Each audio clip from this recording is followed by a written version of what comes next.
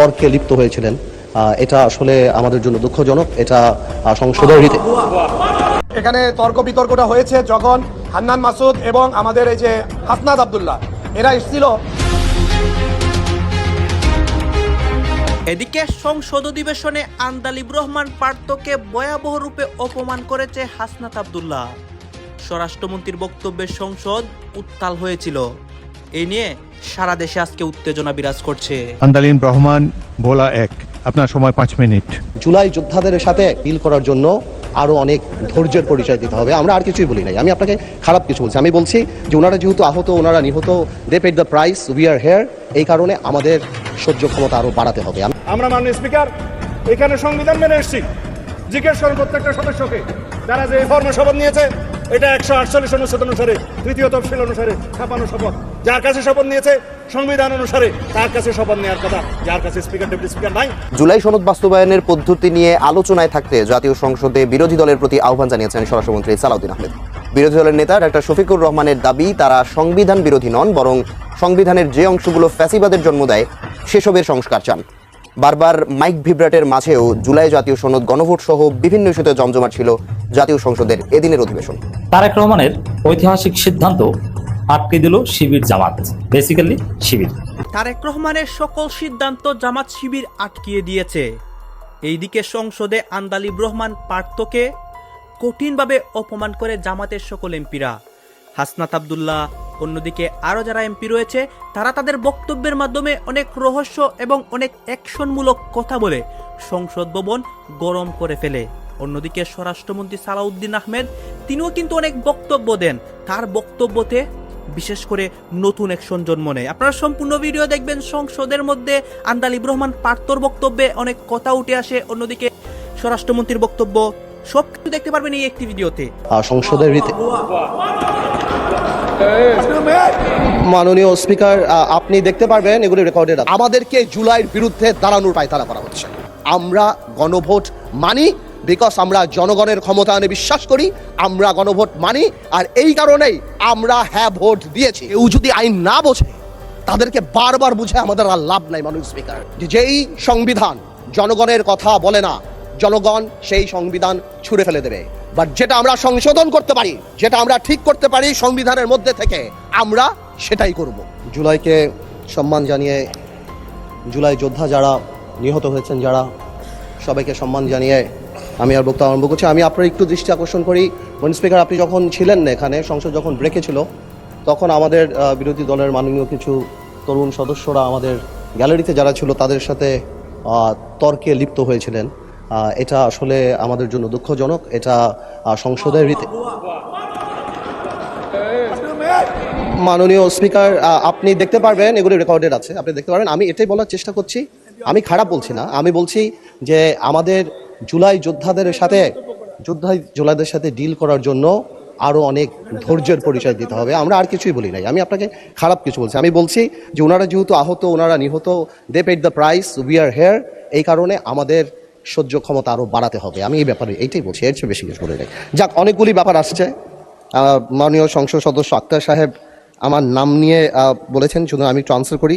কোয়াজাই constitutional ব্যাপারে একটা কথা আসছে, যে আমি বলেছিলাম কোয়াজাই কনস্টিটিউশনাল ব্যাপারটা ছিল। আসলে কোয়াজাই কনস্টিটিউশনাল ব্যাপারটা তো ছিল, এখন নেই। ওটা ছিল বলেই তো কনস্টিটিউশনের কিছু কিছু পার্ট আমরা সে সময় নিয়েছিলাম, মাননীয় স্পিকার। কারণ এই সংবিধান তো বলে নাই যে কোনো দেশ থেকে প্রধানমন্ত্রী ভেঙে গেলে কি করা যাবে।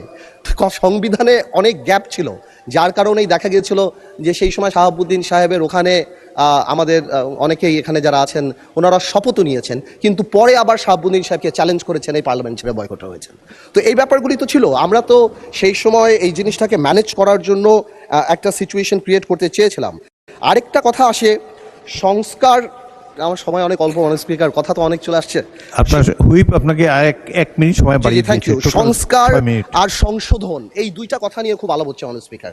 আমি এটা আসলে বুঝতে পারছি না, যে আমার মনে হচ্ছে এর মধ্যে খুব ফাইন একটা লাইন আছে, যে সংস্কার আর সংশোধন এই জিনিসটা মানে কি? এই আমরা তো চাচ্ছি যে যেই জুলাই সনদের জিনিসগুলি আসে সেগুলি পার্লামেন্টে সেগুলি কনস্টিটিউশনের মধ্যে আসবে এবং কনস্টিটিউশনের রীতিনীতি মেনেই আসবে।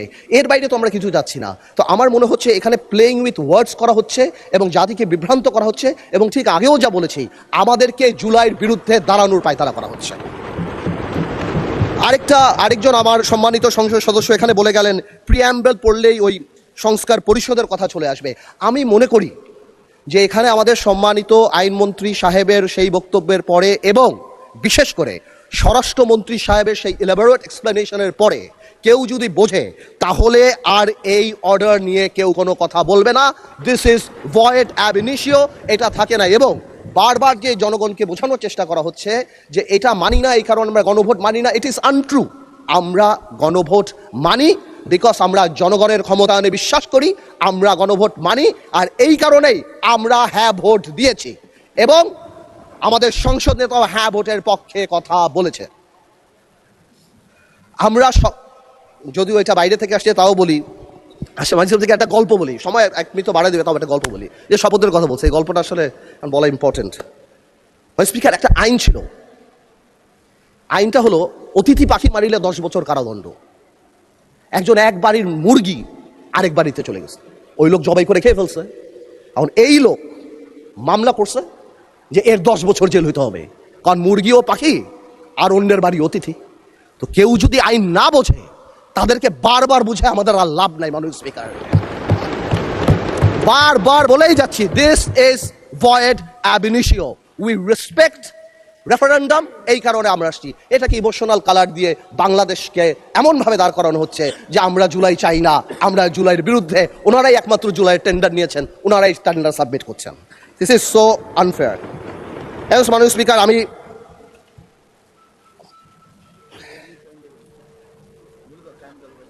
একটু টাইমটা তো বাড়াই দিবে বলো তোমার স্পিকার। আরেকটা কথা, 1 মিনিট আপনার শেষ হয়ে গেলে আরেক মিনিট বলতে পারবেন। Thank you.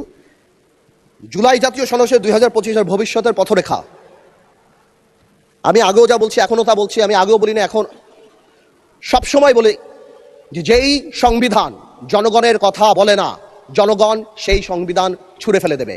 বাট যেটা আমরা সংশোধন করতে পারি, যেটা আমরা ঠিক করতে পারি সংবিধানের মধ্যে থেকে, আমরা সেটাই করব। আর এই ভবিষ্যতের পথরেখার আরেকটা কথা বলে দিতে চাই মাননীয় স্পিকার, এই পথরেখায় আমরা সবাইকে সাথে নিয়ে চলতে চাই এই পথে, এবং যখন চলতে চাই আমরা গণতন্ত্রকে আপলিফট করে চলতে চাই। জনগণের ম্যান্ডেট, যার কারণে 217টা সিট পেয়ে আমরা এখানে। 10 বছরের বেশি কোনো প্রধানমন্ত্রীর মেয়াদ হতে পারবে না, যত মেয়াদেই হোক, যতবারই হোক সংবিধান সংশোধন করেন। মনে করছিলাম বিরোধী দল থেকে হাততালি পাবো।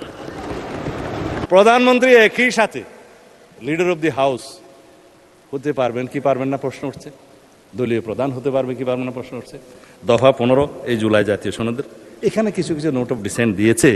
আমি ধন্যবাদ জানাই আজকের সংসদ নেতা মাননীয় প্রধানমন্ত্রী জনাব তারেক রহমানকে। তিনি সরাসরি নির্দেশনা দিয়েছিলেন প্রধানমন্ত্রীর মেয়াদ 10 বছরের বেশি হতে পারবে না। যদিও গভর্নমেন্ট ইন ওয়েটিং হিসাবে তিনি জানতেন বাংলাদেশের জনগণ দেশনেত্রী বেগম খালেদা জিয়া তখন জীবিত, হয় তাকে অথবা কোনো কিছু হলে তারও বর্তমানে আমাদের নেতা জনাব তারেক রহমানকে প্রধানমন্ত্রী এই দেশের মানুষ বানাবেন। জেনে শুনেও তিনি বলেছেন নো, 10 বছরের বেশি কোনো প্রধানমন্ত্রীর মেয়াদ হতে পারবে না, যত মেয়াদেই হোক, যতবারই হোক সংবিধান সংশোধন করেন। আমি প্রস্তাব দিয়েছিলাম ঐক্যমত্য কমিশনে, সবাই রাজি হয়েছে, কোনো নোট অফ ডিসেন্ট নাই। কেননা আমরা চাই না ব্যক্তিতান্ত্রিক স্বৈরতান্ত্রিকতা, দলতান্ত্রিক স্বৈরতান্ত্রিকতা, এখন আয়কতান্ত্রিক রাষ্ট্র ব্যবস্থা বা একদলীয় রাষ্ট্র ব্যবস্থার এবং পার্লামেন্টারি স্বৈরাচারের কোনোদিন আর উৎপাত না হোক, উৎপত্তি না হোক, এখানেই শেষ। সেটাকে আপনারা প্রশংসা করবেন না, আমি মনে করছিলাম বিরোধী দল থেকে হাততালি পাবো। একবার তো দিবেন, টেবিল চাপড়াই দেন। আচ্ছা, আমার সময় চলে যাচ্ছে, মানে স্পিকার আপনি একটু খেয়াল রাখবেন। প্রধানমন্ত্রী একই সাথে লিডার অব দি হাউস হতে পারবেন কি পারবেন না প্রশ্ন উঠছে, দলীয় প্রধান হতে পারবে কি পারবেন না প্রশ্ন উঠছে। দফা 15 এই জুলাই জাতীয় সনদের এখানে কিছু কিছু নোট অফ ডিসেন্ট দিয়েছে। তো এখানে আমার মনে হয় আমরা যেটা দিয়েছি যে প্রধানমন্ত্রী ট্রেডিশন মাফিক, এটা decorative, leader of the house এটা কোনো মন্ত্রিত্ব না, হাউসকে লিড করতে হয়, ডিসিশন দিতে হয়, সেটা থাকতে পারে। জামাত ইসলামের বন্ধুরা বলছিলেন হ্যাঁ এটা বোধহয় থাকা যায়, তবে দলীয় প্রধান বোধহয়, আমরা বললাম যে দলীয় প্রধান থাকলে পৃথিবীর বিভিন্ন দেশে ডেমোক্রেটিক প্র্যাকটিস, শুধুমাত্র দলীয় প্রধান হওয়ার কারণে কি তার প্রধানমন্ত্রিত্ব হওয়াটা হরণ করা যায়? সেটা তার ডেমোক্রেটিক রাইট। সুতরাং আমরা বলেছি দলীয় প্রধানমন্ত্রী হবেন কি হবেন না সেইটা তার রাইট, তার ডেমোক্রেসির উপর, গণতান্ত্রিক অধিকারের উপর হস্তক্ষেপ করা যাবে না। সুতরাং আমরা নোট অফ ডিসেন্ট দিয়েছি। আশা করি আপনারা হাততালি না দিলেও মোটামুটি সম্মত থাকবেন। যাই হোক, তারপরে তত্ত্বাবধায়ক সরকার ব্যবস্থার মধ্যে 21টা দফা আছে, মাননীয় স্পিকার, দফা নম্বর 16। এখানে এই 21টা দফার মধ্যে আমরা তো সবাই বললাম তত্ত্বাবধায়ক সরকার পদ্ধতি আমরা গ্রহণ করতে চাই। এই জন্যই দীর্ঘ 17 বছর আমরা আন্দোলন সংগ্রাম করেছি, রক্ত দিয়েছি, জীবন দিয়েছি। তারেক রহমানের ঐতিহাসিক সিদ্ধান্ত আটকে দিল শিবির জামাত, বেসিক্যালি শিবির। শিবির কি পারে পুরো জাতি দেখলো, প্রমাণিত হলো। দর্শক, তারেক রহমানের খুব একটা খায়েশ অথবা চিন্তা, ব্যক্তিগতভাবে গবেষণা করে তার যে উপদেষ্টা রয়েছে আরো যারা আছে তাদের সাথে আলাপ আলোচনা করে ঠিক করেছিল যে দেশের যে অবস্থা, জ্বালানি নিরাপত্তা নিশ্চিত করার জন্য, জ্বালানি সংকট মোকাবেলা করার জন্য শিক্ষা প্রতিষ্ঠান 3 দিনের বেশি চালানো যাবে না, অনলাইন ক্লাস চালু করতে হবে, এই বিষয়ে সিদ্ধান্ত ফাইনাল হয়েছিল। এমনকি শিক্ষামন্ত্রীকে ডেকে বলে দিয়েছিল এবং শিক্ষামন্ত্রী পৃথিবীকে জানিয়ে দিয়েছিলেন যে বাংলাদেশে অনলাইন ক্লাসের যুগ ফিরে আসে। তেমন কাউকে প্রতিবাদ করতে দেখিনি, শুধুমাত্র শিবির সবচেয়ে জোরালো প্রতিবাদ করেছিল। শিবির তারেক রহমান, এটা কিন্তু সিদ্ধান্তটা ছিল তারেক রহমানের, নট মন্ত্রিপরিষদ কিংবা শিক্ষামন্ত্রীর। শিক্ষামন্ত্রীকে ডেকে তারেক রহমান প্রধানমন্ত্রী এটা বলে দিয়েছিলেন। পরে শিবির এটাকে হটকারী সিদ্ধান্ত বলেছিলেন, গণবিরোধী সিদ্ধান্ত বলেছেন, শিক্ষা ব্যবস্থা এবং শিক্ষার্থী ধ্বংস করার মতো বিধ্বংসী সিদ্ধান্ত বলেছিলেন শিবির বিবৃতি দিয়ে। এবং এটা করা যাবে না, শিবির এটা মানে না, বরং অন্য জায়গায় ঘাটতি রেখে অন্য জায়গা থেকে কমিয়ে এখানে ভর্তুকি দিয়ে হলেও বিকল্প ব্যবস্থা করে হলে শিক্ষা প্রতিষ্ঠান চালু রাখেন। এটা ছিল শিবিরের কথা। এবং জামাতও এই বিষয়ে একটা বিবৃতি দিয়েছিল, যদি জামাতের বিবৃতি চাইতে শিবিরের বিবৃতি ছিল যথেষ্ট কঠোর। জামাতও বলেছিল কোনো ধরনের যাচাই বাছাই ছাড়া অনলাইন ক্লাস নেওয়ার সিদ্ধান্ত এটা অযৌক্তিক এবং এটা করা যাবে না। তো দর্শক, কথা ছিল রবিবার, এই রবিবার বৃহস্পতিবারের আগেই ইঙ্গিত দিয়েছিল সরকার যে অনলাইন ক্লাস হবে, এবং বৃহস্পতিবার মন্ত্রিপরিষদের সিদ্ধান্ত নেওয়ার কথা গত বৃহস্পতিবার, কিন্তু হয়নি। পরে আজ রবিবার, আমি যখন এই কথা বলছি রবিবার চূড়ান্ত সিদ্ধান্ত হওয়ার কথা, কিন্তু শিবির এমনভাবে আঙ্গুল বাঁকা করেছে, জামাত এমনভাবে বিবৃতি দিয়েছে, এবং জনগণ, অভিভাবকরা জামাত এবং শিবিরের এই বিবৃতিকে ব্যাপকভাবে এমনভাবে সমর্থন দিয়েছে যে এই সিদ্ধান্তই আটকে দিয়েছে সরকার, যে না এখন রবিবার আমাদের সিদ্ধান্ত জানার কথা।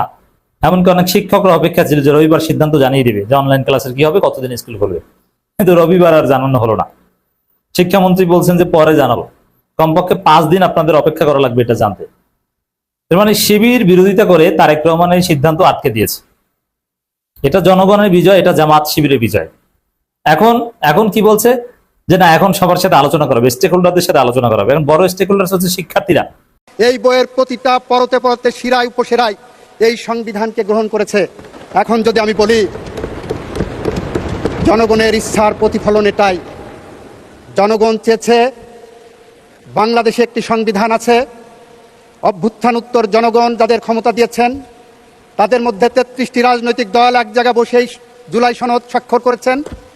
তারা একমত হয়েছেন যে আমরা এমন একটি সংবিধান চাই যে সংবিধান, এই সংবিধানকে সামনে রেখেই সংযোজন, সংশোধন, পরিমার্জন করবেন। সেটাই হলো জুলাই সনদ, এবং এটাই আমরা মেনে নিয়েছি। এটা মেনেছি বলেই জুলাই সনদকে নিয়ে যারা বলছেন জুলাই সনদ না সংস্কার, এখানে যারা আইন প্র্যাকটিস করেছেন তাদের জন্য বলি, every amendment of the constitution is a reform, but every reform is not an amendment. Reform রাজনৈতিক দলের মধ্যে জনগণের ভিতর থেকে, জন আকাঙ্ক্ষার ভিতর থেকে রিফর্ম আসতে পারে, কিন্তু যখন ওটা আইনি প্রক্রিয়ায় যাবেন, যখন এই সংসদে বসে 300 সংসদ সদস্য এই রিফর্ম নিয়ে কথা বলবেন, তখন সেই রিফর্মকে যখন চূড়ান্ত রূপ দেবেন সেইটার নামই সংশোধন, এবং সেটা হতে হবে 142 অনুচ্ছেদ অনুসারে। অন্য কোনো আইপস অ্যান্ড বার্ডস নাই, অন্য কোনো ফরম্যাট নাই। স্পিকার, এই জুলাই সনদ রচিত হওয়ার পিছনে 17 বছরের সংগ্রামের, 17 বছরের বেদনার, 17 বছরের নীলার্তি বেদনার যন্ত্রণা আছে। এই জুলাই সনদের পিছনে আমার বন্ধু, আমার মাননীয় সংসদ সদস্য নজিব সাহেবের, আমার মাননীয় সংসদ সদস্য আরমানের, তাদের পিতাদের প্রতি অবিচারের উপাখ্যান আছে। আপনারা হয়তো দেখলেন এখানে কি কথা হচ্ছে, অনেকে কিন্তু অনেক কথা বলতেছে, অনেকে আলোচনা করতেছে, অনেকে সমালোচনা করতেছে দেশের বিভিন্ন অবস্থা এবং পরিস্থিতি নিয়ে। বিশেষ করে এখানে আমরা দেখতে পাচ্ছি যে দেশের রাজনীতির প্রেক্ষাপট নিয়ে কথা হয় এবং সংসদের মধ্যে আন্দালিব রহমান পার্থর বক্তব্য, স্বরাষ্ট্রমন্ত্রীর বক্তব্য, সবার বক্তব্যের মাধ্যমে যে অনেক কথা উঠে এসেছে এবং তারা তাদের বক্তব্যের মাধ্যমে অনেক রহস্য উন্মোচন করে, এইগুলো দেখিয়েছে গাইস। এই বিষয়গুলো দেখে এবং দেশের রাজনীতির প্রেক্ষাপটগুলির মধ্যে অনেক ঘটনা যে আজকে ঘটতেছে, এই বিষয় নিয়ে আপনার মন্তব্য কি, আপনার গুরুত্বপূর্ণ মন্তব্য অবশ্যই আপনারা আমাদের কমেন্ট বক্সে লিখে যাবেন। সর্বশেষ আপনাদের কাছে আমাদের রিকোয়েস্ট থাকবে, আপনারা আমাদের চ্যানেলে নতুন দর্শক হয়ে থাকলে চ্যানেলটি সাবস্ক্রাইব করবেন এবং পাশে থাকা বেল বাটনটি বাজাবেন যাতে করে নেক্সট ভিডিওটা সবার আগে আপনাদের কাছে পৌঁছে যায়। ধন্যবাদ।